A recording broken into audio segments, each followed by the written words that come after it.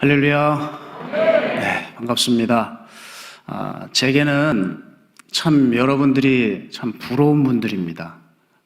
왜냐하면 이 귀한 강단에 우리 박한수 목사님의 말씀을 들어가시면서 신앙생활을 영위해 가신다는 것이 여러분 저에겐 정말 부럽습니다. 그리고 여러분 그거 아십니까? 저도 이 교회 유튜브 구독자입니다. 여러분과 동일하게 목사님 말씀 듣고 도전받고 은혜 누리면서 이렇게 살고 있었는데 이렇게 이 귀한 강단에 제가 말씀을 전하게 되다니 참 감회가 새롭습니다. 참 기쁘게 생각하고요.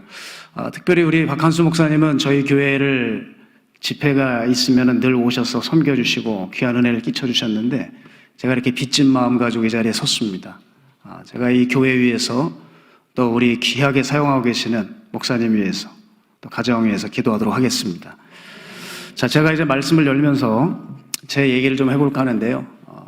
저는 예전에 신학대학원을 다닐 때 교회 성장학이라고 하는 강의를 좀 들었습니다. 뭐 제가 듣고 싶어서 들은 게 아니고 교회를 성장시키려고 들은 게 아니라 필수 과목이라 들었는데 그때 강사님으로 교수님으로 오신 분이 감리교단의 부강교회를 담임하시는 김상현 목사님이라는 분이 이제 강의를 하시는데 강의도 잘하시고 강의 속에서 본인의 얘기를 해주시는데 참 인상 깊게 들었습니다. 어떤 얘기를 해주시냐면 당신이 중학교 2학년 때 영어 시간이었답니다. 이 영어 시간에 보통 일반 영어 선생님들은 그냥 들어와서 자기 이름을 칠판에 적고 인사하고 이제 수업을 시작하는데 그때 아주 학생들 사이에서 파다하게 소문이 났대요. 서울대학교를 나온 출신의 영어 선생님이 지금 이제 들어오신다는 거예요. 그래가지고 그 선생님이 문을 열고 들어오시는데 폼부터 다르더래요. 딱 들어오는데 제가 저기서부터 한번 흉내를 내보고 싶은데 쫙 걸어오면서 학생들을 쫙 본 다음에 이 말씀을 하셨대요. 잘하고 싶나? 그랬더니 학생들이 예! 비결을 알려줄까? 예! 했습니다. 열심히 하게. 그랬더니 막 비타민 C가 뚝뚝 떨어졌대요. 저는 이씨 뭐 장난하나 이거 막 이렇게 됐다는 거예요. 이 선생님이 또 물었답니다. 잘하고 싶나? 이제는 소리가 좀 작은 소리로 예 그러는 거예요. 열심히 하게. 저 사람은 정말 사람을 가지고 장난치는구나. 막 애들이 수근수근 됐대요. 이제 이 선생님이 분위기 파악을 하시고 또 물어봅니다. 이제는 진짜 얘기를 해줘야 될 것 같은 거예요. 정말 잘하고 싶나? 대답도 없더래요. 그러면서 이분이 이렇게 얘기해 주셨습니다. 2 years, 2 hours 그러더래요. 2년 동안 하루에 2시간씩 하게 그러는 거예요. 그랬더니 어떤 학생이 꼭 의심 많은 학생들 있지 않습니까? 꼭 우리도 말씀 들을 때 저게 맞나? 하는 성도님들 계시듯이 의심이 있는 친구가 그렇게 해도 안 되면요. 그랬더니 2년 더 하게 그래 된 거예요. 네, 여러분 벌써 부흥하는 교회는 달라요.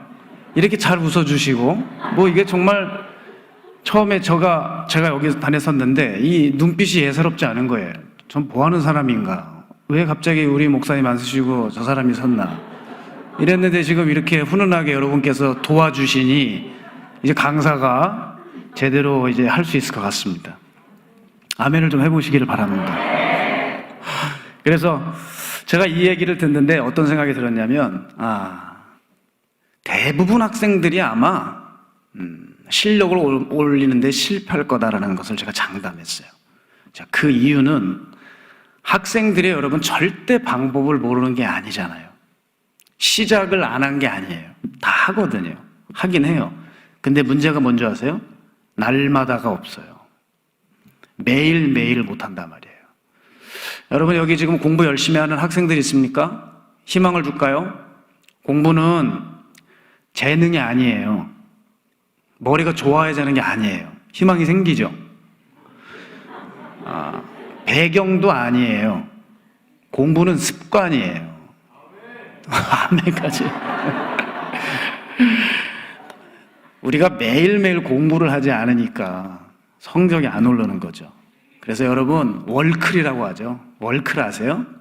새로 나온 피클이 아니고 월드 클래스입니다. 월드 클래스는 어디에 있는 줄 아세요? 날마다에 있어요. 매일 하는 거예요, 매일. 여러분, 이 학생들의 이야기가 정말 우리랑 똑같지 않습니까? 여러분, 이 중에서 신앙을 성장하는 방법을 모르시는 분 계십니까? 예? 또 신앙을 일으키기 위해서 시작을 안 하신 분 계세요? 시도조차 안 한 분 계세요? 이 교회를 다니는 한 시도를 할 수밖에 없을 것 같은데요. 다 우린 시도를 한단 말입니다. 그런데 문제가 뭐예요? 매년 왜 삶의 변화가 없죠? 우리에게 날마다가 없어요. 근데 날마다가 왜 없는 줄 아세요? 갈망이 없어서 그래요. 여러분이 절실해 보세요. 하고 말죠. 내가 절실하지 못하니까 그게 안 되는 거거든요. 자, 제가 새해가 되면 이런 얘기가 그냥 들리는 얘기인 줄 알았습니다. 근데 이게 정말 그렇더라고요. 여러분, 올 새해에 또 성경 일독하려고 마음 먹으셨죠? 정말이더라고요. 상담을 해보면 성경 일독이 너무 안 된대요. 창세기는 읽는데요. 재밌게 읽는데요. 인물들 많이 나오니까. 출애굽기도 읽는데요. 출애굽까지 빠져나왔어요. 정말 출애굽기 했어요. 근데 레위기덫에 다 걸렸다는 거예요.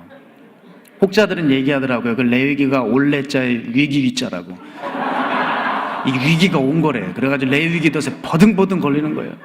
그래가지고 막 어떤 사람은 소리를 질러요. 레위기 누가 썼어? 이렇게 그냥. 그러고서 성경을 안 읽어요. 왜 당신 성경 안 읽습니까? 레위기 때문에요. 그래요. 사람이 읽게끔 만들어줘야지. 아니, 그러면 생각을 해보세요. 그게 말이 되는 얘기입니까? 레위기 때문에 성경을 안 읽어요? 레위기 다음 민수기부터 읽으면 되잖아요. 근데 이게 변명도 아닌 변명을 하고 있다는 거예요. 또 묻습니다. 당신 왜 기도 안 합니까? 아, 우리 교회 기도실에 사람들이 10,000원이에요. 아니, 기도실에 사람이 10,000원이면 그래서 기도를 못 한대. 그럼 기도실 밖에서 기도하면 될 거 아니에요.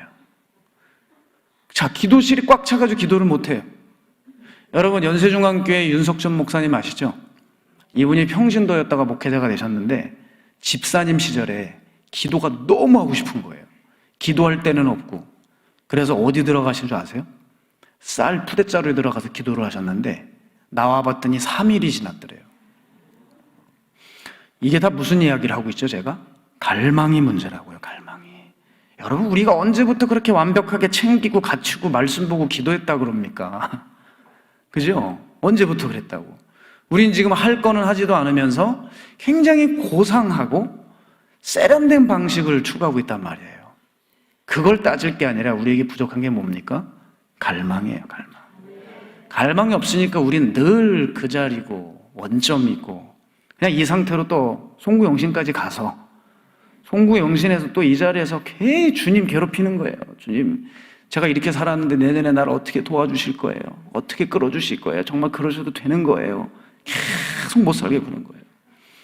여러분, 우리가 신앙의 성장이 되고 안 되고 또 우리의 영역이 쌓고 안 쌓고의 문제가 절대 외부 탓에 있지 않아요. 우리가 바뀌지 않는 가장 큰 원흉은 나에게 있어요. 그런데 여러분, 제가 외부 교회 성도님들 상담을 할 때가 있어요. 요즘 교회들마다 많이 힘드신 모양이에요. 저에게까지도 와서 또 상담을 하실 때 보면 좀 안타까운 게 있어요. 뭐냐면 목사님의 인성을 탓해요. 목사님의 설교가 문제래요. 그리고 이 교회에는 사랑이 없대요. 그리고 시스템이 좀 어렵대요. 그런데 자기 얘기는 없어.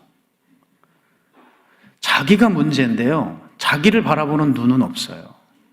그러니까 모든 조건이 다 환경이 엉망이죠. 여러분, 갈망만 있으면요, 집에서 공부시켜줄 돈이나 이런 형편이 안 돼도 자기가 밖에 나가서 돈 벌고 알바해서 그 돈 가지고 책 사보고 학원 다니고 공부할 거 다 해요, 여러분. 우린 자꾸 이렇게 외부 탓을 하고 있단 말입니다. 그러니까 교회 안에는 바람 잘 날이 없어요. 늘 내란으로 시끄럽습니다. 내란으로 시끄러울 때 역사적으로 어떤 일이 벌어지죠? 외부 공격이 임하죠. 그렇죠? 그래서 여러분, 한국 교회는 신천지를 비롯한 이단의 공격을 심각하게 받았습니다. 신천지가 치고 들어올 때가 언제인 줄 아세요? 한국 교회가 서로 치고받고 싸울 때부터입니다. 최근에 저희 교회 한 성도님이 이제 등록을 하셨어요. 근데 이분이 알고 봤더니 어떤 분이냐면 신천지에서 정말 큰 지파의 넘버 4였어요. 자기가 옆에서 이만희 총회장을 보고 모든 간부들과의 회의 내용을 적고 다 했대요. 그러면서 이분이 저한테 이런 얘기를 해주시더라고요. 지금 비록 신천지가 코로나 때문에 타격을 입은 것 같겠지만, 여러분 아시죠? 뉴스 보셔서. 그런데 신천지는 벌써 이 시대에 걸맞춰서 옷을 갈아입었대요. 그래서 미디어 사역을 얼마나 총동원을 하는지 영혼들을 노략질할 준비를, 왁구를 다 짜놨다는 거예요. 그런데 교회를 보니까 그 준비가 안 돼 있는 것 같다는 거죠. 여러분 지금 보십시오. 신천지는 주춤할 찰나에 벌써 영혼들을 노략질하려고 다 세팅을 해놓은 상태입니다. 정말 대단하지 않아요? 여러분, 우리 또 준비하지 못하면 또 당합니다, 이제. 여러분 생각해 보셨어요? 제가 이 신천지가 교회를 공격하는 것을 보고 생각해 봤어요. 도대체 우리는 뭐가 모자라가지고 공격을 당하지? 우리에게 진리가 없습니까? 건물이 없습니까? 사람이 없습니까? 재력이 없나요? 다 가지고 있어요. 근데 당했습니다. 결정적인 것을 갖지 못해서 이 모든 걸 다 가지고 있는데 당했어요. 그게 뭔지 아십니까? 열정을 잃었어요. 열정을. 그들이 성경 공부를 잘해서 영혼들 낚았다고 얘기하지만, 여러분 그 성경 공부라고 하는 거 보신 적 있습니까? 그건 성경 공부도 아닙니다. 그냥 단어 짜맞추기예요. 거기에는 말씀도 없고 교리도 없고 신학도 없고 아무것도 아니에요. 여러분, 우리 한국교회를 보겠습니다. 한국교회에 성경 박사들 없습니까? 성경 탁월하게 가르치는 교사들 많습니다. 말 잘하는 사람, 똑똑한 사람들 세고 셌습니다. 그런데 못 막아냈어요. 왜 그런 줄 아세요? 열정이 없어요. 그러니 죽자고 달려드는 저들의 에너지를 방어할 힘이 한국교회는 없었다 이 말이에요. 여러분 잊지 마세요. 우리는 신천지의 컨텐츠나 교세 앞에 당한 게 아니라 그들의 간절함 때문에 당한 거예요. 죽어라 지금 또 뛰고 있다고 하니까 우리 교회들도 이제 준비를 해야 될 겁니다. 우리 준비하겠습니다 이제. 그렇지 않으면 또 당합니다. 갈망의 힘은요 이렇게 무서운 거예요. 따라서 우리가 어떤 대상을 갈망하느냐에 따라 판도가 바뀌는데, 오늘 이 시간에 우리의 갈망의 대상을 오직 예수 그리스도께 두기를 원합니다. 그러면 그분 안에 주신 놀라운 은혜와 능력이 오늘 우리를 휘감을 것입니다. 제가 질문할게요. 여러분, 우리 주님을 갈망하십니까? 예, 우리 주님을 정말 갈망하면 내가 처한 환경과 상황과 조건이 문제되지 않습니다. 특히 여러분 하나님 나라에 대해서 갈망하시는 분은 여러분 조금도 후회함이 없으실 겁니다. 세상을 갈망하면 세상은 항상 배신과 실패의 쓴잔을 먹여요. 그러나 하나님 나라는 심은 대로 거두게 하십니다. 믿으시죠? 그렇기 때문에 우리는 전혀 손해볼 게 없습니다. 오늘 내가 어디에 심고 투자해야 될지, 어디에 갈망을 해야 될지 오늘 확실하게 설정하는 시간이 되기를 축복합니다. 저는 그런 의미에서 제가 이 제자강성교회를 오면서, 제가 이곳까지 오면서 제가 지금까지 저를 오게 한 동력이 뭘까 곰곰이 생각을 해봤습니다. 역시 결론은 갈망이었어요. 갈망. 목마름이었단 말입니다. 그래서 제가 여러분께 좀 제 얘기를 잠깐 해드리면, 저는 어렸을 때부터 신앙생활을 했습니다. 했는데 정말 천만다행인 게 모태는 아닙니다. 안 모태입니다. 왜냐하면 요즘 모태들이 너무 욕을 많이 먹고 계셔가지고. 근데 저는 모태 같은 안 모태입니다. 왜냐하면 3살 때 예수님을 믿었어요. 그런데 어쨌든 모태는 아닙니다. 물론 제 삶에 하나님께서 잔잔한 은혜를 주셨는데 뭐랄까요, 이제 주님의 손길이 시작되었구나, 주님이 나를 이끌어 주시는구나, 어떤 이러한 강력한 은혜는 제가 누리질 못한 것 같아요. 그래서 예수님은 예수님이고 나는 나지 하면서 교회는 다니고 있지만 세상의 꿈에 가득 차서요, 제 꿈을 위해 달려가고 있었어요. 그렇게 제가 제 꿈을 위해서 학원에서 공부를 열심히 하고 있을 그때에 정말 여느 때와 다른 강도로 주님이 제게 찾아오셨어요.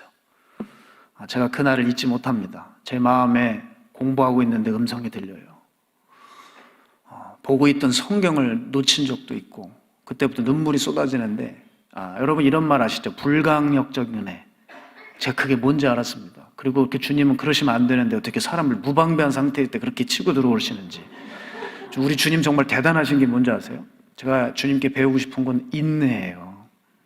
어쩜 10년, 20년, 30년이 지나도 아무 말씀 안 하고 있다가 그렇게 본인 때가 되시니까 나타나셔가지고 깜짝 놀래키시고 끌어주시는지. 아니, 제가 종인 줄 알았으면 미리 좀 설명을 해주셨으면 얼마나 좋아요. 그럼 제가 그동안 주님 말씀대로 살면서 왔을 거 아니에요. 정말 죄 짓고 엉터리같이 사는 모습 주님 다 보셨는데 그렇게 하고 있을 때 그 무렵쯤에 주님 저에게 오셨거든요. 참 놀랬습니다. 아, 우리 주님 살아계시는구나.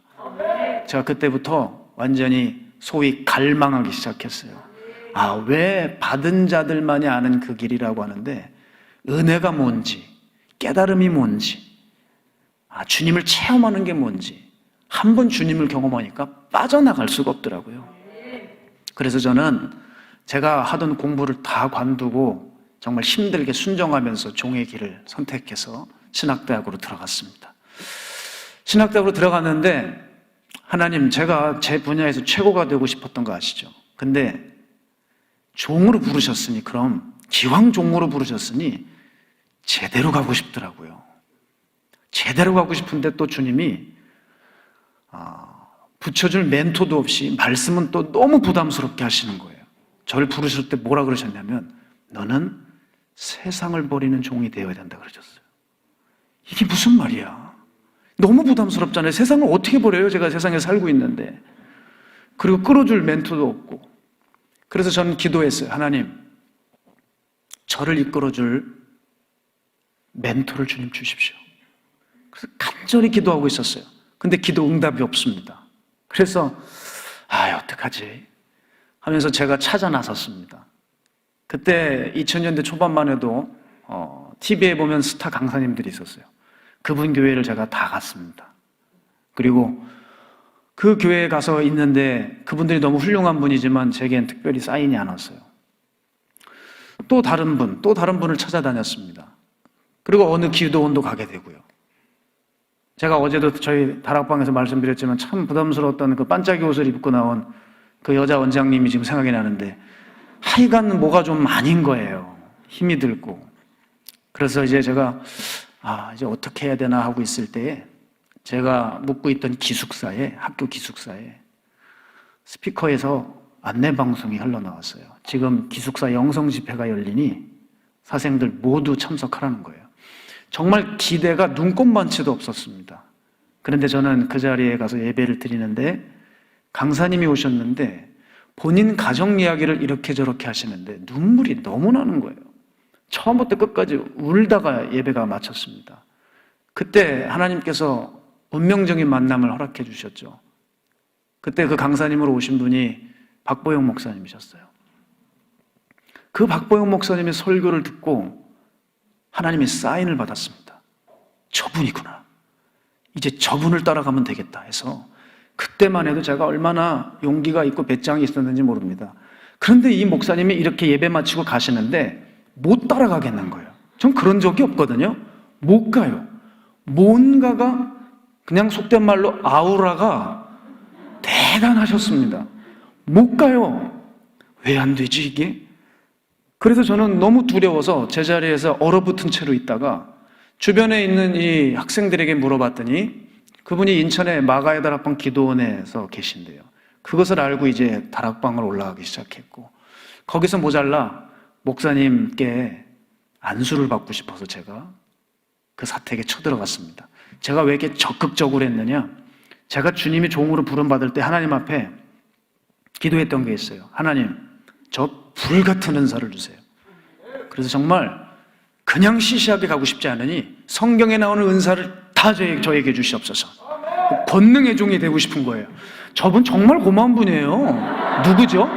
어쩜 이렇게 아멘만 하지 마시고 제가 권능의 종이 될 수 있도록 그럼 지금부터 작정 기도를 하시길 바랍니다. 너무 고마운 분이에요. 어떻게 저렇게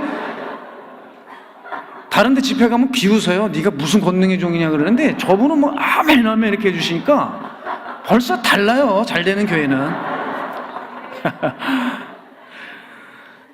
그래가지고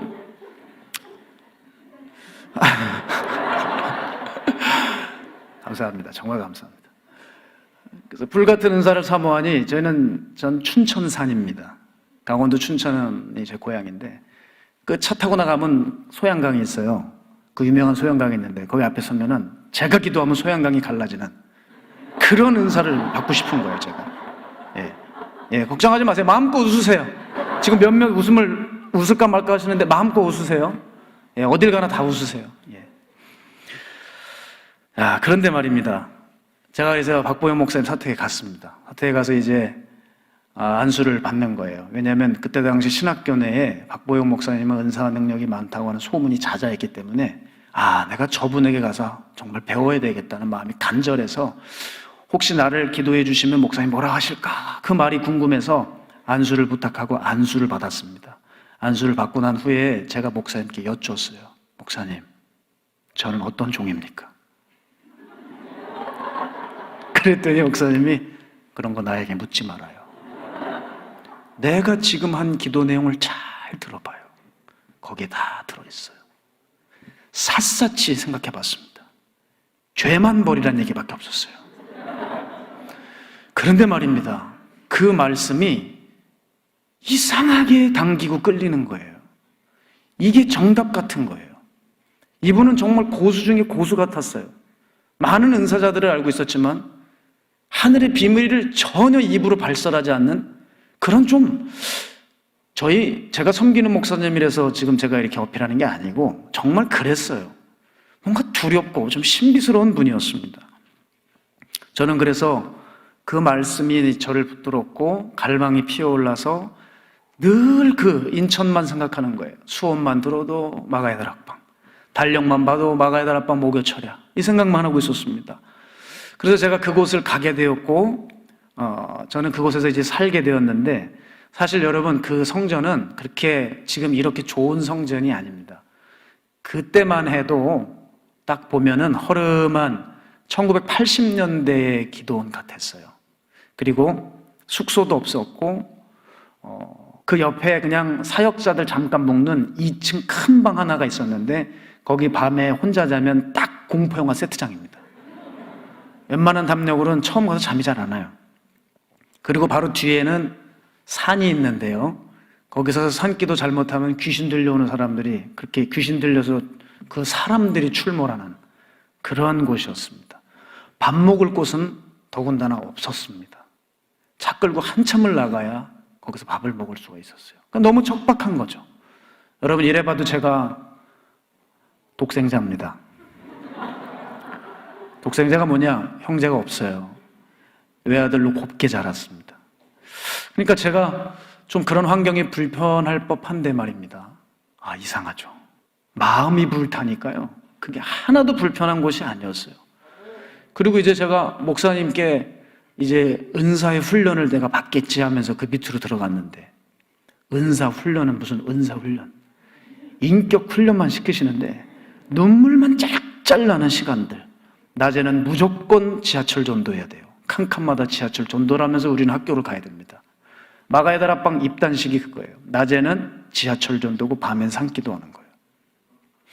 시간 나면 노숙인들 섬기는 거. 이거 하고 싶지 않으면 마가야 다락방 들어올 수가 없었어요.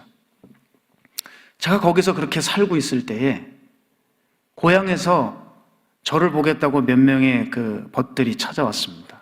근데 제가 살고 있는 모습을 보고 이렇게 말하더라고요. 야, 네가 여기서 돌을 닦고 있구나. 완전히 수련이야, 수련. 이러고 가더라고요. 그래서 제가 이런 생각을 했어요. 이상하다. 저는 그들의 말이 이해가 안 되는 겁니다. 여기가 대체 왜? 완전 파라다이스인데. 제가 그때 알았어요. 독생자의 신분을 벗어던지고 종으로 서 있더라고요. 갈망의 힘이 이런 것이구나. 내가 절실하고 갈망하다 보니까 그게 불편한 게 아니라 당연한 게 돼요. 당연한 게. 여러분 내 안에 갈망이 있으면 뭐가 달라지는지 아세요?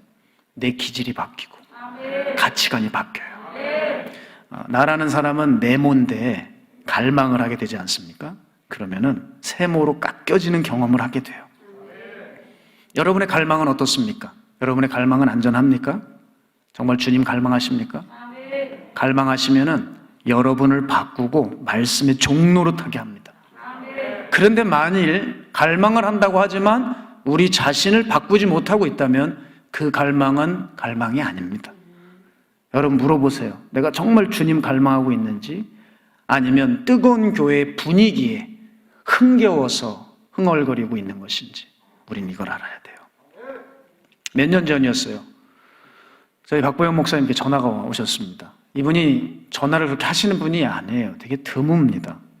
근데 전화가 오셔서 목사님 무슨 일이십니까? 했더니 대마귀 들린 사람이 있어. 너 혼자 조용히 아무한테도 말하지 말고 가서 기도해 주고 와. 그러시더라고요. 혼자? 나 잘못 들은 거 아니지? 혼자? 그리고 그냥 마귀도 아니고 무슨 마귀다? 대마귀. 그래서 어디냐고 했더니 서울의 평창동이래요. 그래서 서울의 평창동을 갔더니 건물이 얼마나 으리으리한지요. 와, 이게 정말 드라마 그 촬영 세트장이더라고요. 대단한 사람들이 정말 살아서 그 앞에 보디가드들도 서 있어요. 제가 그 집으로 이제 들어갔습니다. 들어갔는데 정말 영적인 것이 그런 거구나 제가 그때 알았어요. 여러분, 이 영적인 기운이 참 무섭거든요. 발을 들여놨어요. 분명히 으리으리한 건물이고 아주 곱게 풀들을 깔아놔서 정원이 이렇게 돼 있습니다. 강아지도 있어요. 너무 겉보기 아름다워요. 그런데 그 집에 들어서자마자 음산해요. 그리고 문을 열었습니다. 2층 집이었습니다. 그런데 얼마나 부자인지요. 나중에 들었는데 그 앞에 있는 그 식탁이요, 1억이 넘어요. 어마어마하죠. 2층 집인데 제가 들어갔으면 이제 사람이 나와야 되잖아요. 사람도 나와서 인기척이 없어요. 2층으로 올라갈까? 어디로 가지? 근데 1층을 보니까 1층 문이 좀 열려 있어요. 그래서 제가 그쪽을 가서 문을 열었더니 바로 그분이 거기 계셨어요. 딱 봐도 섬뜩한 분이었습니다. 눈이 아주 부리부리하고요, 목소리가 걸걸하셨어요. 그리고 뭐 하고 계셨냐면 맥주 먹고 계셨어요. 손목에는 붕대를 감으셔서 자살 시도를 하도 하셔서 상처가 많고 붕대를 감고 계셨고요.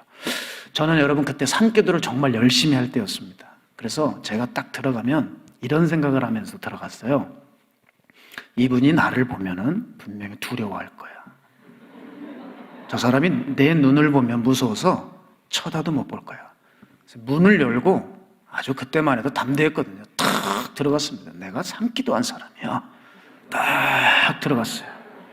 그래가지고 그분을 딱 봤는데 그분이 저를 딱 보더니 이래요. 아유, 귀엽게 생겼네? 누나 맥주 한번 따라봐. 그러더라고요. 아유, 귀엽게 생겼네? 누나 맥주 한번 따라봐. 그래서 제가 야, 이건 뭐 내가 생각했던 거랑 다르게 돌아가는데? 그러면서 저는 술 따르러 오지 않았습니다.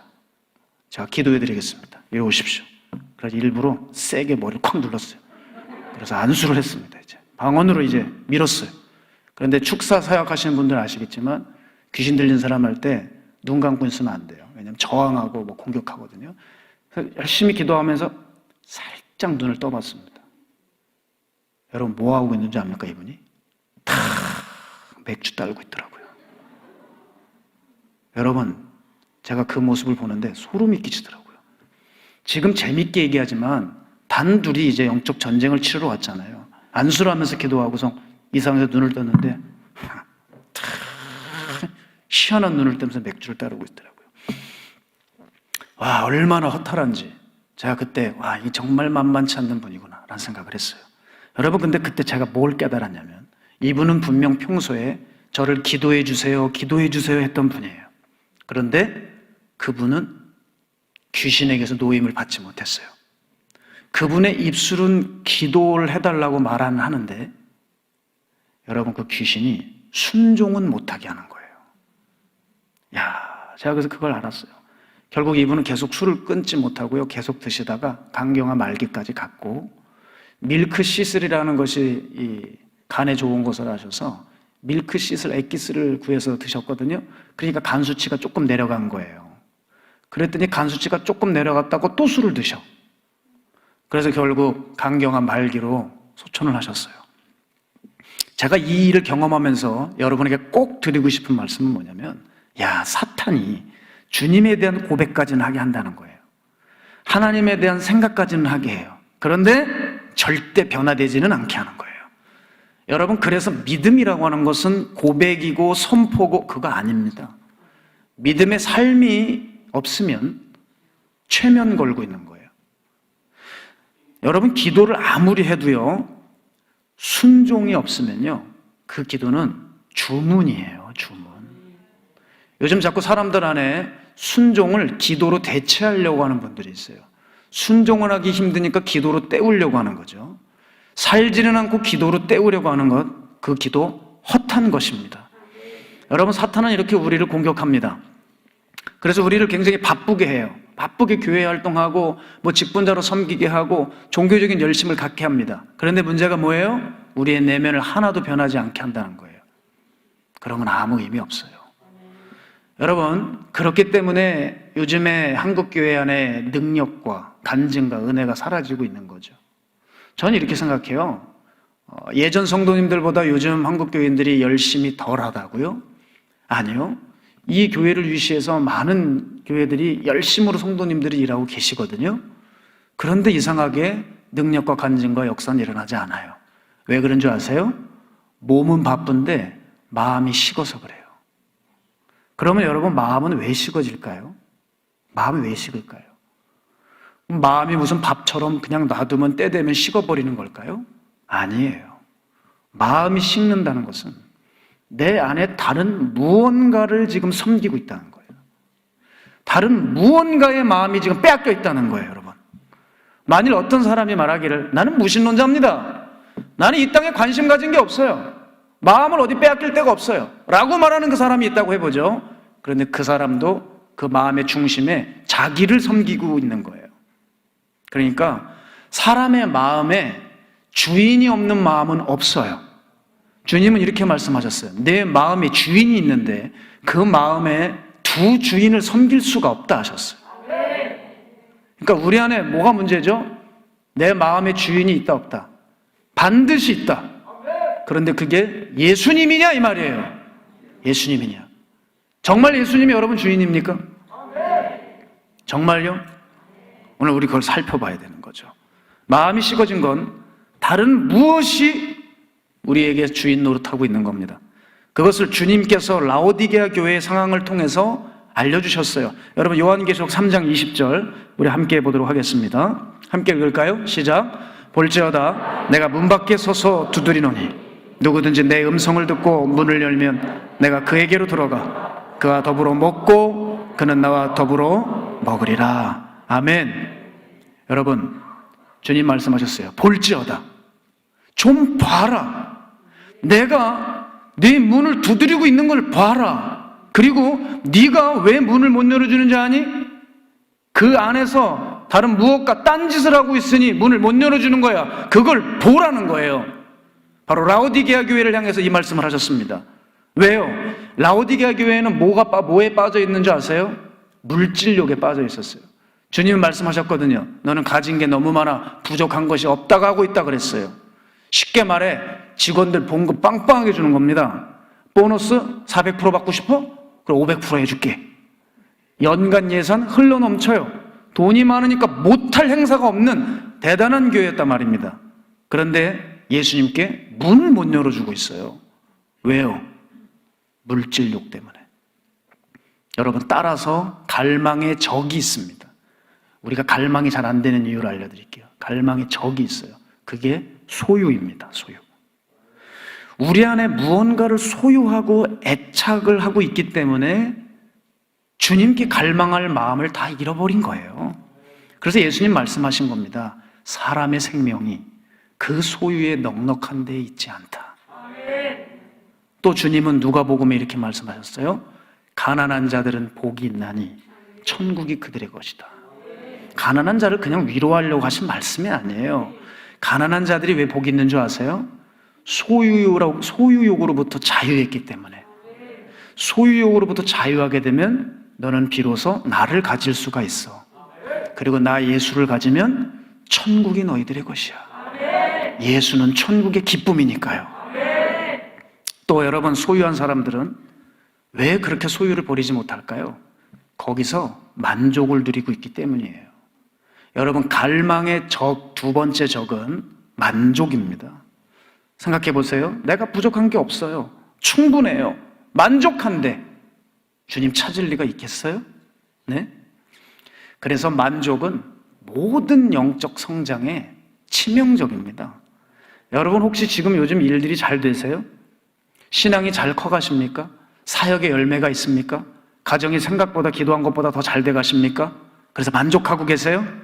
만족하는 순간 퇴보하는 겁니다. 만족하는 순간 망해가는 거예요. 세상을 보세요. 교계를 보세요. 세워졌던 하나님의 사람들이 왜 그렇게 속수무책 무너졌습니까? 다른 거 아닙니다. 만족해서 그래요. 만족해버리니까 갈망의 불은 다 꺼져버렸고 자기 문 앞에 죄와 유혹이 도사리게 된 것이죠. 그래서 바울이 이렇게 얘기한 거예요. 내가 한두 번 주님을 위해 헌신한 것으로 만족하지 않는다. 난 그래서 날마다 죽는다. 월드 클래스가 뭐예요? 날마다라고요. 나는 날마다 죽는다. 난 절대 주님을 위해 잠깐 헌신하고 잠깐 주님을 위해 일해드렸을 때 거기서 얻는 잠시 일시적인 성취감으로 나는 만족하지 않는다. 바울은 자신이 만족하는 순간 자기가 죽을 것을 알았어요. 그래서 내가 복음을 열심히 전한 후에 도리어 내가 버림을 받을까 두렵다고 했죠. 여러분이 우리가 이제 이 소유와 만족을 조심하신다면 우리는 비로소 다시 갈망할 수 있게 됩니다. 우린 굶주려야 돼요. 허기가 져야 돼요. 내 부족한 것을 깨달아야 돼요. 그래야 예수가 보입니다, 여러분. 여전히 만족하고 난 괜찮다고 생각하고 난 구원받았다고 생각하고 여러분의 구원의 이유를 이렇게 훌륭한 교회에 등록 교인이라는 것에 안정감을 두셔서는 안 돼요. 박한수 목사님의 신앙이 우리 신앙이 아닐 수 있어요. 옆에 사람들의 그 뜨거운 기도와 삶이 내 기도와 삶이 아닐 수 있단 말이에요. 구원은 하나님 앞에 개개인으로 쓰는 것이죠. 그래서 하나님 앞에 선 단독자라는 말은 저는 참 좋아합니다. 하나님 앞에 우리 개개인이 그 심판대 앞에 쓰셔야 돼요. 그래야 성장하고 살아날 수 있게 되죠. 여러분 오늘 본문의 여호수아를 보십시오. 여호수아가 왜 모세의 후계자로 선택되었다고 생각하십니까? 네? 성경은 그냥 써 있는 게 아니에요. 여호수아는 그냥 선택된 게 아닙니다. 여호수아가 모세 옆에 수종 들었다고 선택받았을까요? 모세 밑에 싸움 잘하는 대단한 장수들 많았습니다. 그런데 왜 이 후계자의 깃발이 여호수아에게 갔을까요? 그건 바로 여호수아의 갈망 때문이에요. 여러분, 여호수아의 정도 삶을 살면 대부분 만족할 수 있을 거예요. 생각해 보세요. 남들은 모세를 만나려면 전화해야 되고 예약해야 되고 얼마나 힘들어요. 그런데 여호수아는 늘 있어요. 늘 봬요. 늘 섬길 수 있어요. 늘 수종 들어요. 이 정도면 너무 훌륭한 인생 아닙니까? 하나님이 함께 준 지도자 바로 옆에 있는데요. 그런데 여호수아는 만족하지 않았어요. 오히려 모세를 가까이 하면 가까이 할수록 그 모세의 하나님에 대해서 갈망하기 시작했어요. 여러분, 그래서 오늘 이 본문의 장면은 이게 성경에 우리에게 기록되어 있다는 것이 얼마나 감사한 대목인지를 모르겠습니다. 우리가 이제 여호수아의 마음을 살펴볼 수 있습니다. 출애굽기 33장 11절 우리 함께 읽어보겠습니다. 시작. 사람이 자기의 친구와 이야기함 같이 여호와께서는 모세와 대면하여 말씀하시며 모세는 진으로 돌아오나 눈의 아들 젊은 수종자 여호수아는 회막을 떠나지 아니하니라. 아멘. 자, 이게 어떻게 된 상황이냐면 모세가 회막에서 기도할 때 우리들은 기도해도 아무런 감흥도 없고 반응도 일어나지 않아요. 그렇죠? 근데 모세가 성전에서 회막에서 기도하게 되면 하나님의 임재를 상징하는 구름 기둥이 딱 모세가 기도하는 회막에 머무르는 거예요. 그러면 회막 바깥에 있는 이스라엘 백성들이 그 구름 기둥이 나타난 것을 보고 우리 모세 지도자가 지금 하나님과 긴밀하게 대화를 하시는구나 하면서 각자의 장막 텐트에서 엎드려서 하나님을 예배하고 경외하기 시작한 거죠. 그게 여러분 오늘 본문의 10절이에요. 그리고 그 회막 텐트 안에서 모세가 어느 정도 영권이었냐면 이렇게 성경은 말하죠. 사람이 친구를 대면하면서 얘기하듯이 모세가 하나님을 이렇게 친구 대면하듯이 서로 대화했다는 거죠. 대단한 거 아닙니까? 그렇게 모세는 정말 남들이 누리지 못하는 영권을 가지고 하나님과 대화하고 친밀감을 누렸습니다. 그리고 이제 기도를 다 마치고 말씀 다 받고 숙소로 돌아왔습니다. 그런데 여호수아를 보세요. 여호수아가 뭘 하고 있는지 여러분 성경에 기록되어 있어요. 여호수아는 모세가 기도했던 회막에 있으며 퇴근을 안 해요. 이게 놀라운 겁니다, 여러분. 여러분, 저도 부교육자 시절을 가졌지만 여러분, 담임 목사님 퇴근하셨어요. 근데 부교육자가 퇴근을 안 해요? 담임 목사님 기도실에서 지금 나오셔서 퇴근하셨다고요. 그런데 이 전도사는 떠나지를 않고 그 담임 목사님이 기도실에 언저리 머물러서 갈망하고 있는 거예요. 우리 담임 목사님과 함께 했던 그 하나님 나도 만나기 원합니다. 이분 안에 허락된 그 영줄기 나도 이어받고 싶습니다. 주님, 나에게도 그 하나님, 내 하나님 되어 주십시오. 나에게도 하늘의 신령한 것을 주십시오. 나는 실력이 안 돼서 모세처럼 그 하나님과 대화할 수 없지만 하나님, 내가 이 회막에 머무르니 주님 작은 것 하나라도, 이 상에서 떨어지는 부스러기 같은 작은 것 하나라도 주님 내게도 허락하여 주십시오. 그 영줄기의 끝을 부여잡고 여호수아가 철야를 했다는 거 아니겠어요? 이 젊은 수종자 여호수아 보세요. 계속 머물러 있는 거예요. 학자들은 추측하죠. 모세가 여호수아에게 회막을 맡는 그 직분을 허락했을 거래요. 여러분, 그러하다 할지라도 생각해 보세요. 모세가 아무에게나 회막, 즉 성전을 맡기겠습니까? 여러분, 목사님이 아무에게나 성전 지키기를 합니까? 기도하는 사람, 중심 깨끗한 사람, 하나님 사모하는 사람 세울 거 아니겠습니까? 그렇습니다. 여호수아는 남다른 열정을 가지고 있었어요. 그래서 하나님께서 말씀하시는 거예요. 모세의 다음은 바로 너야. 모세의 다음은 바로 너야. 네가 수종들어서도 아니라 바로 너의 그 갈망 때문에. 네가 이스라엘의 다음, 이스라엘 내 민족의 다음 영도자다. 여러분, 여호수아의 갈망은 절대 숨길 수가 없는 거예요. 자, 여러분 지금 어떻게 사세요? 영적으로 살아나고 계십니까? 아니면 영적으로 죽고 계십니까? 이것은 여러분의 갈망에 달려 있어요. 갈망에. 여러분, 갈망이 식어지고 있지 않아요? 제가 이솝 우화를 보니까 이런 얘기가 있더라고요. 정말 우리가 깨달아야 될 말씀이라고 생각합니다. 어느 대장장이에게 개가 한 마리 있었습니다. 그런데 이 개는 이 대장장이가 일을 할 때는 잠을 자다가 음식을 먹기 시작하면 갑자기 일어나가지고 주인 옆에 있는 거예요. 그러니까 이 대장장이가 신경질이 나서 어느 날 뼈다귀를 하나 내던지면서 이렇게 말했습니다. 이 잠꾸러기야, 너는 내가 쇠를 칠 때는 잠을 자다가 내 이빨이 움직이면 내 앞에 와 있는구나. 너는 이 개떡따구나 먹어라 하면서 던지는 거예요. 그런데 여러분, 그 이솝우화를 제가 접하는데 이게 꼭 우리들 모습 같은 거예요. 여러분, 우리가 지금 교회들이 이런 모습 아닙니까? 너무 잠들어 있어요. 내가 미쳐 있어야 할 사명의 자리는 잃고 주님 모시기에 개 뼈다귀 같은 것들을 보며 침 흘리고 있는 거 아닌가요? 여러분, 우리는 사실 근원적으로 갈망이 메마른 상태가 아닙니다. 제가 참 놀란 게 저희 집 앞에 어느 가게가 오픈을 했어요. 그랬더니 사람들이 갑자기 줄을 섰습니다. 근데 왜 뭐 가게가 오픈한다고 저렇게 줄을 설까? 사은품을 냄비를 준다는 거예요. 그랬더니 세상에 평소에 보이시지도 않고 지팡이 잡고 힘들게 걸어가시는 할머니들도 거기 다 줄 서 계시더라고요. 사람들 안에 갈망이 없는 게 아니에요. 자기가 좋아하는 것은 다 저렇게 가게 되어 있어요. 우리에겐 갈망이 근원적으로 마른 것이 아니라 어디에 갈망이 없는 줄 아십니까? 정확하게 주님과 영적인 것에만 갈망이 없는 거예요. 아니, 어떻게 이렇게 되었을까? 왜 우리는 내 삶에 이렇게 만족하는 것이 주님이 아니라 다 다른 것이 되어버렸을까? 우리는 본디 그럼 영적인 고아였나? 정말 우리는 물려받은 것이 너무 없어서 지금 이렇게 신앙생활하기 힘든 건가? 아니라는 거지요.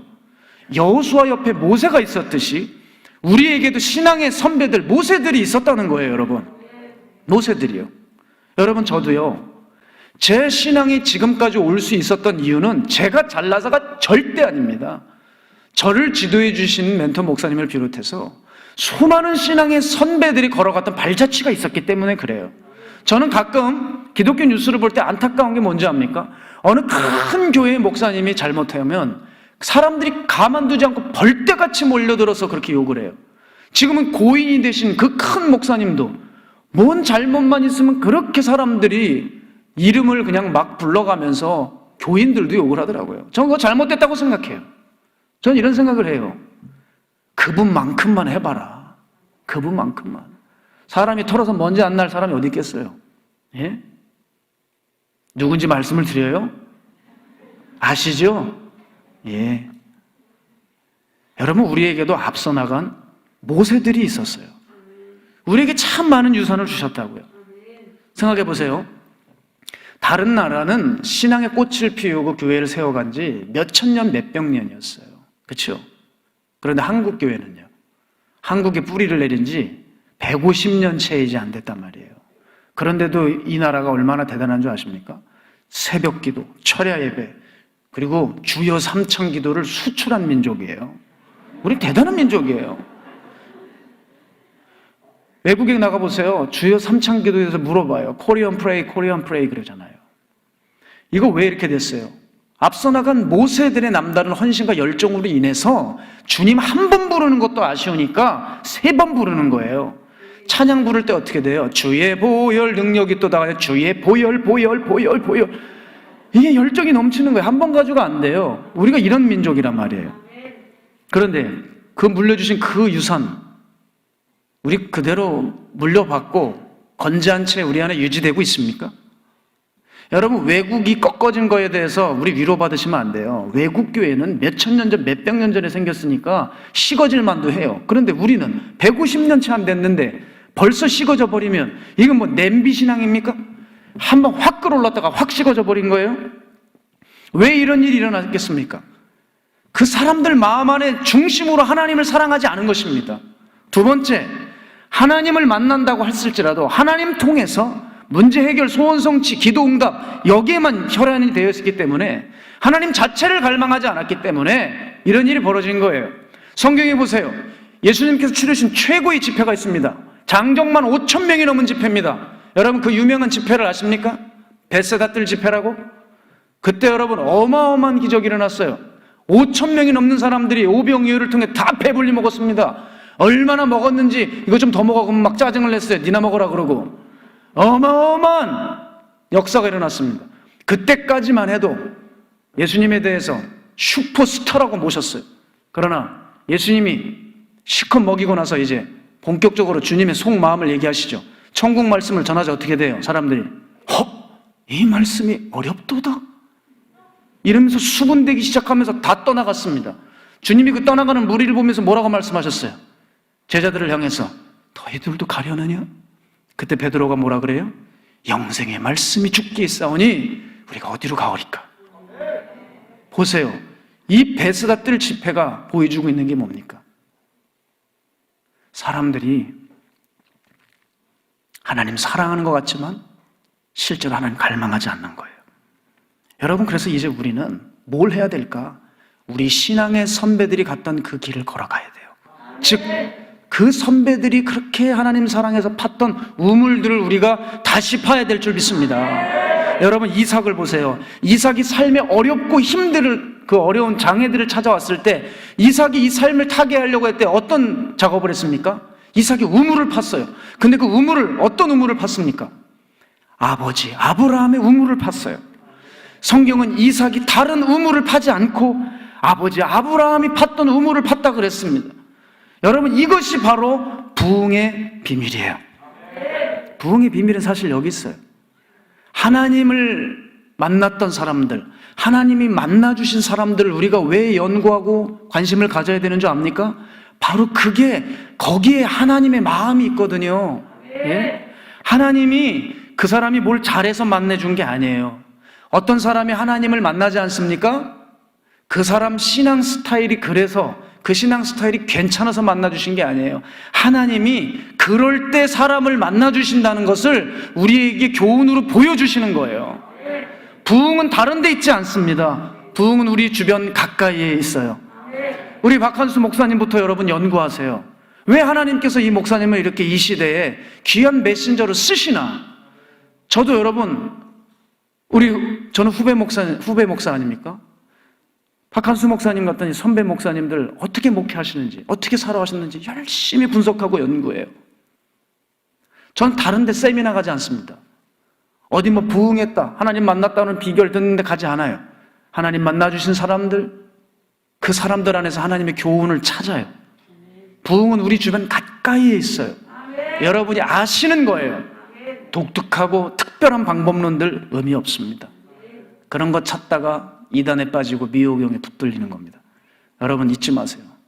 우리의 신앙을 방해하는 그 무엇이 오건, 코로나가 오건, 코로나 해비가 오건, 우리는 성경의 인물들이 걸어갔던 길, 신앙의 선배들, 모세들이 걸어갔던 그 길을 걸어가면, 그들이 봤던 우물을 추적하면서 같이 파면 우리도 살 수 있는 것입니다. 우리가 이 일에 전념을 다해야 될 것입니다. 우리 신앙의 선배들이 준 것이 얼마나 놀랍습니까? 타협 없는 삶, 진리의 목숨 건 삶, 하나님 나라 위에서 굽히지 않는 그 지조와 절개, 쉬지 않는 기도, 구령의 열정, 정말 도르가와 같은 섬김, 놀라운 유산들이 많아요. 여러분 이것이 우리가 파야 될 우물이며, 이 우물을 팔 때 한국교회 다시 부흥할 것입니다.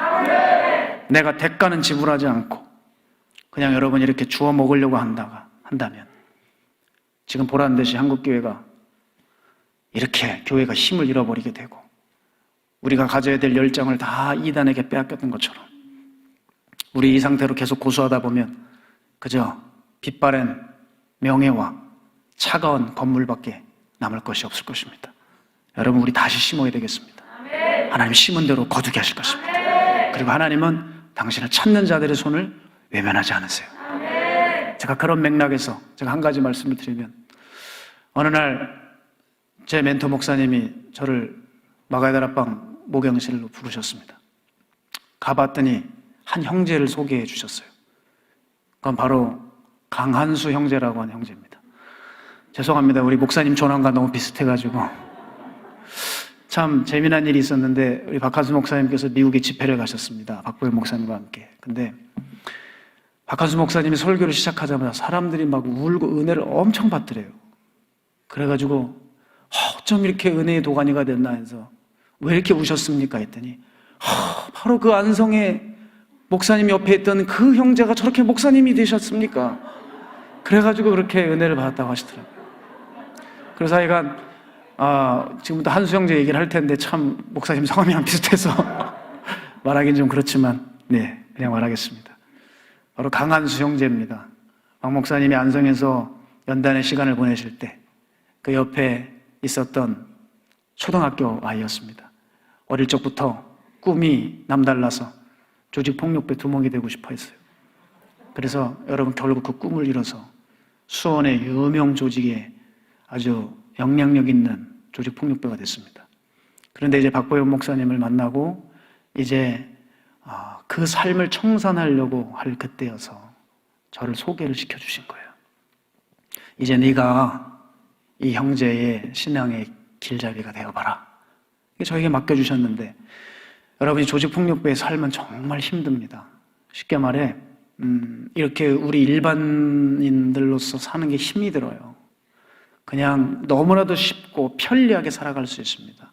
하루아침에 도박을 해도 뭐 억 단위로 잃어도 다시 살 수 있고, 뭐 하여간 불법이란 불법은 다 저지를 수 있는 너무나도 편리하게 사는 삶인데, 그런 조직에 있는 그 형제가 우리같이 신앙인이 된다고 하는 것은 정말 기적이거든요.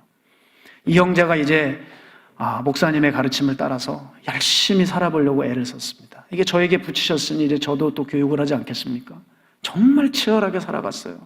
지금도 노숙인들 섬기러 동인천 가서 지금 섬기고 있거든요. 치열하게 하루하루 살아갈 그때 이 형제가 이제 자기도 사람이니까 유혹이 너무 심한 겁니다.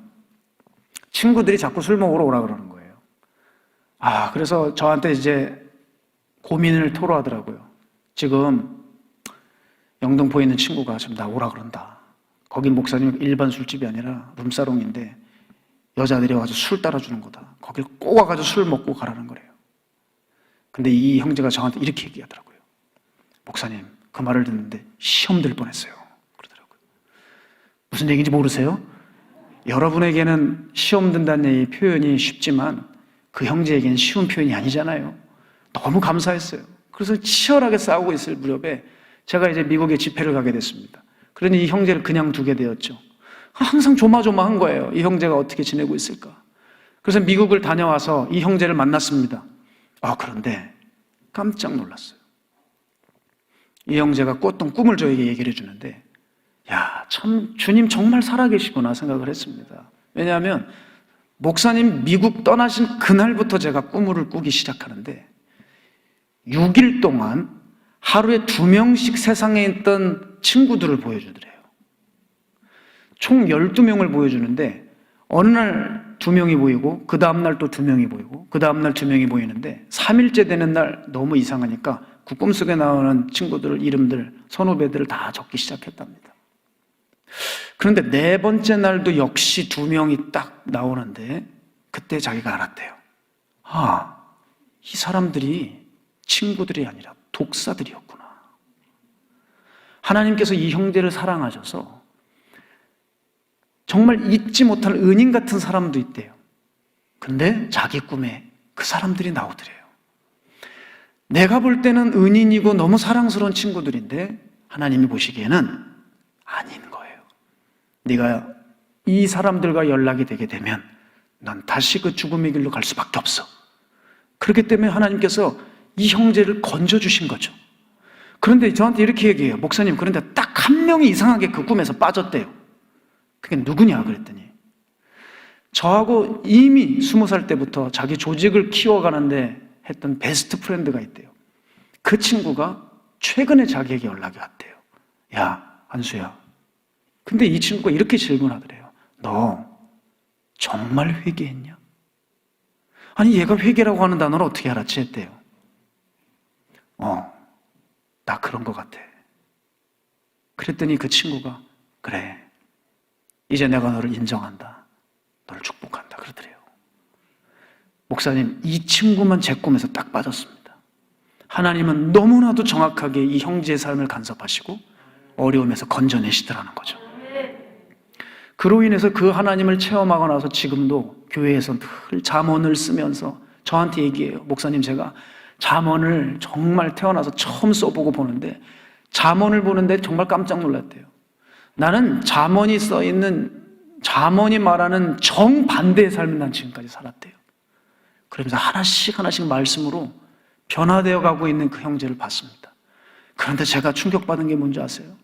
이런 세상 중심의 어둠의 한복판에 있었던 조직폭력배도 하나님의 사람으로서 살려고 이렇게 몸부림치고 주님을 위해서 싸우고 갈망하는데 세상에 수많은 교인들이 자기의 죄를 꺼내보지도 않고 내가 어떤 죄에 연루되어 있는지 내 죄를 미워하지도 않고 거룩을 사모하지도 않고 그냥 전향 신앙생활을 하고 있다는 것이죠. 전 이게 정말 깜짝 놀랐어요. 사랑하는 여러분, 저는 오늘 이 메시지를 던집니다. 이렇게 하나님을 향해 갈망하는 사람들을 주님 절대 포기하지 않으십니다. 제 삶 속에서도 이 갈망이 어떤 것인지 주님 저에게 보여주신 때가 있어요. 제가 이제 마가의 다락방에서 한참 찬양 인도를 할 때였습니다. 제가 이 말씀만 드리고 이제 말씀을 정리하죠. 이제 시간이 다 된 것 같네요. 할 얘기는 많은데 제가 시계를 보면서 굉장히 쫓기고 있는데요. 이 말씀만 잘 말씀드리고 마칠게요. 제가 다락방에서 찬양 인도를 하고 있을 때인데 그때는 찬양 인도자가 많지 않았습니다. 그래서 어떤 때는 기도원에서 일주일 내내 찬양 인도를 해야 됐어요. 그러다 보니 너무 몸이 힘이 들죠. 그런데 어느 때였나? 봄을 지나 여름이 들어가려고 하는 그 초여름쯤에 그만 제가 묵고 있는 숙소에 보일러가 고장이 나버렸습니다. 그러니 찬물로 계속 씻어야 되는 거예요. 생각을 해보십시오. 여러분, 그냥 물도 추운데 산물은 얼어붙습니다. 그래서 찬물로 씻어야 되는데 초여름까지 견딜 수 있습니다. 여름도 무더위가 있으니까 견딜 수 있겠더라고요. 그런데 가을이 되면서부터 너무 추워서 이렇게 공중공중 뛰는 거예요. 그리고 초겨울이 들어가고 있었어요. 이건 씻을 수가 없어요. 샤워를 도저히 못 하겠더라고요. 바로 그러고 있을 때에 제가 한 주 내내 찬양 인도를 하고 목요 저녁 집회까지 마치고 그 금요일 오전도 제가 배정을 받은 날이었어요. 제가 잠에서 힘들게 일어나서 제 소망이 뭐냐면 따뜻한 물 한 번 목욕하는 거였어요. 제가 묵고 있던 방은요, 참 신기한 방입니다. 그 방에 이렇게 화장실이 자그맣게 달려 있어요. 그리고 이 문은 항상 망가져서 이렇게 항상 열려 있는 방이라 하수구에서 냄새가 늘 오는 그런 올라오는 방이었는데, 일어나자마자 제가 했던 일이 뭐냐면 그 화장실에 수도꼭지를 보는 거였어요. 물이 똑 떨어지더라고요. 제가 주님께 기도했어요. 하나님, 정말 따뜻한 물 한 번으로만 탁 머리만 감고 나가도 너무 좋겠다. 그래가지고 그 기도를 하면서 여러 수도꼭지를 보고 있는데 이러다가 찬양인도 못할 것 같더라고요. 야, 이제 빨리 들어가야 되겠다. 그래가지고 제가 얼른 화장실로 들어가서 이제 물을 틀고 이제 심호흡을 하는 거예요. 들어간다. 이러고서 이제 확 놓습니다, 머리를. 깜짝 놀랐어요. 뜨거운 물이 콸콸콸콸콸 나오는 거예요. 이게 도대체 무슨 일이야? 너무 놀라서 다 깨끗하게 씻고 저는 나오게 되었죠. 그게 너무 궁금하잖아요. 어떻게 7개월 동안 찬물만 나왔는데 뜨거운 물이 나와요. 그래서 옆방에 갔습니다. 두들겼어요. 집사님, 보일러 고쳤죠? 보일러 고치긴 뭘 고쳐요? 지금 내 머리를 보라고, 떡진 거 안 보이냐고. 그래도 지금 자기는 커피포트에다가 물 뜨겁게 데펴가지고 지금 머리 감으려고 준비하고 있대요. 옆에 계신 목사님에게 노크를 했어요. 보일러 고쳤죠? 보일러 뭘 고쳤냐? 안 고쳤대요. 그래서 사찰 집사님한테 갔습니다. 집사님, 보일러 고쳤죠? 아유, 보일러 그거 못 고쳐. 완전히 눌러붙어가지고 그거 불가능해. 아직 다 통째로 갈아야 돼. 그러시더라고요. 그건 뭐야? 난 도대체 뭐야? 그래서 그 방에 다시 들어와 문을 닫고 방 정 한가운데서 무릎을 꿇고 기도를 했어요. 주님, 어떻게 된 건가요? 했을 때 제 평생에 잊지 못할 주님의 음성이 제 마음에 있었습니다. 이렇게 말씀하셨어요. 네가 진정 나를 붙들면 내가 너에게 어떻게 하는지 보여줄게. 네가 진정 나를 붙들면 내가 너에게 어떻게 하는지 보여줄게. 여러분, 제가 그때 깨졌어요. 그리고 너무 놀란 게 뭔지 아세요? 뜨거운 물 나와서가 아니라 하나님이 나를 기억하셨어. 하나님이 세상에 나를 기억해 주셨구나. 나 같은 게 뭐라고. 하나님이 내 삶을 다 보셨구나. 그리고 주님이 이렇게 해주신 거예요. 그때 주께서 저에게 알려주셨어요. 내가 끝까지 버려지지 않고 이기는 법이 이거라고 하셨어요. 그게 뭐예요? 갈망이요, 갈망. 여러분, 그래서 이 갈망은 길을 엽니다. 어려움이 있으십니까? 주님을 갈망해 보세요. 길이 열리실 거예요. 주님 이렇게 우리들에게 말씀하십니다. 나를 사랑하는 자들이 나의 사랑을 입으며 나를 간절히 찾는 자들이 나를 만나리라. 오늘 이 중에 누구의 강요에 의해서, 어떤 우연에 의해서 이 자리에 오신 분 계십니까? 오늘 이 말씀을 기억해 보십시오. 오늘 이 시간에 주님을 정말 간절히 사모하시며 찾아보세요. 제가 만난 주님은 반드시 여러분을 만나 주십니다. 왜 안 만나 주실까요? 다른 주인이 있는 거예요. 내 마음이 진심이 아니기 때문에 그렇습니다. 여러분, 따라서 오늘 다시 우리 주님의 목말랐으면 좋겠어요. 내 삶이 사방에서 우겨쌈을 당하건, 내 삶이 막혀있는 견고한 진이 있건, 늘 가려고 하는데 나를 넘어뜨리게 하는 허들이 질비하건 관계없이 오늘 주님을 갈망할 때 우리의 모든 삶을 지키시고 이기게 하실 그 주님을 저는 신뢰합니다. 아멘. 오늘 우리 그 식어진 가슴에 다시 주를 향한 목마름이 일어나기를 축복합니다. 우리가 주님과 좋았던 예전의 왕년 추억 타령하지 마시고 오늘 왕년이 아니라 오늘 주님을 갈망하여 바로 오늘 역사하시는 주님의 임재의 영광을 누리는 귀한 제자광성교회 성도님 되시기를 주의 이름으로 축복합니다. 우리 시간 함께 이 찬양을 하고 싶어요. 저는 이 찬양을 참 좋아합니다. 하나님이시여, 하나님이시여, 주는 나의 하나님이시로다. 나의 몸과 마음 주를 갈망하며 이제 내가 주께 고백하는 말. 여러분, 오늘 이 찬양할 때 우리 안에 식어진 예배, 무너진 삶들, 병든 인격들, 모든 것들이 다 회복돼요. 주님 앞에 아름답게 드려지는 거룩한 예배의 삶이 될 줄로 믿습니다.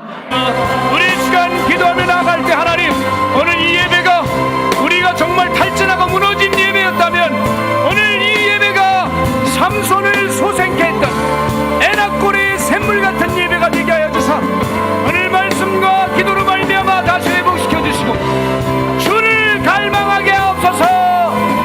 우리 주님을 한번 외치고 기도합니다.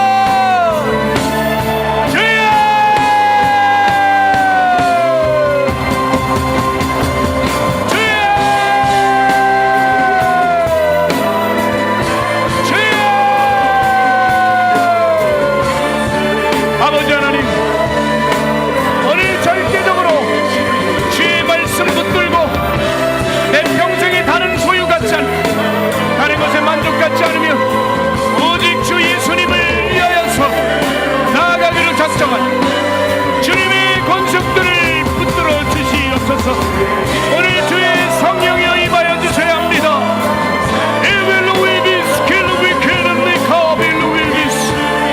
우리 제자광성교회를 사랑하시는 하나님, 귀하게 사용하시는 박한수 목사님,